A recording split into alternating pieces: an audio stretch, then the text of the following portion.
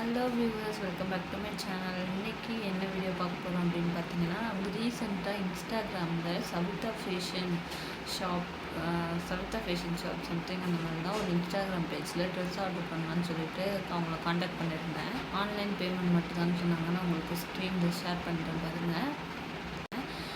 Dress நம்ம 599 தாங்க. அவங்களும் ஆன்லைன் பேமெண்ட் சொன்னாங்க. ஓகேன்னு சொல்லிட்டு பண்ணியாச்சு.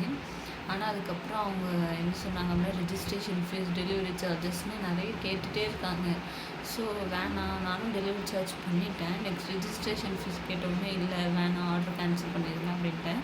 இல்லை மேம், நான் ஆர்டர்லாம் கேன்சல் பண்ண முடியாதுன்ற மாதிரி சொன்னாங்க. அதுக்கப்புறம் நீங்கள் ரிஜிஸ்ட்ரேஷன் ஃபீஸ் பே பண்ணுங்கள், உங்கள் அமௌண்ட் ரீஃபண்ட் ஆயிருன்றாங்க. இந்த மாதிரி யாரும் போய் ஏமாந்துடாதீங்க. சப்போஸ் இந்த மாதிரி நீங்கள் யாராச்சும் ட்ரை பண்ணி ரிஜிஸ்ட்ரேஷன் ஃபீஸ் பே பண்ணி உங்கள் அமௌண்ட் உங்களுக்கு திரும்பி வந்திருக்கான்னு கமெண்ட்டில் மறக்காமல் சொல்லுங்கள். ஏதாச்சும் இந்த மாதிரி சவிதா ஃபேஷன் ஷாப் அந்த மாதிரி சம்திங் வேறு ஏதாவது இன்ஸ்டாகிராம் பேஜில் இந்த மாதிரி அனுபவப்பட்டிருக்கீங்களா? அப்படி யாரும் அனுபவப்பட்டிருந்தால் கமெண்ட்டில் சொல்லுங்கள்.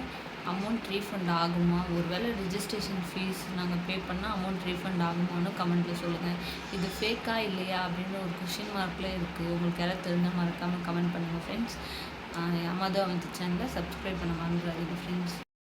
நெக்ஸ்ட் வீடியோவில் பார்க்கலாம். பாய்.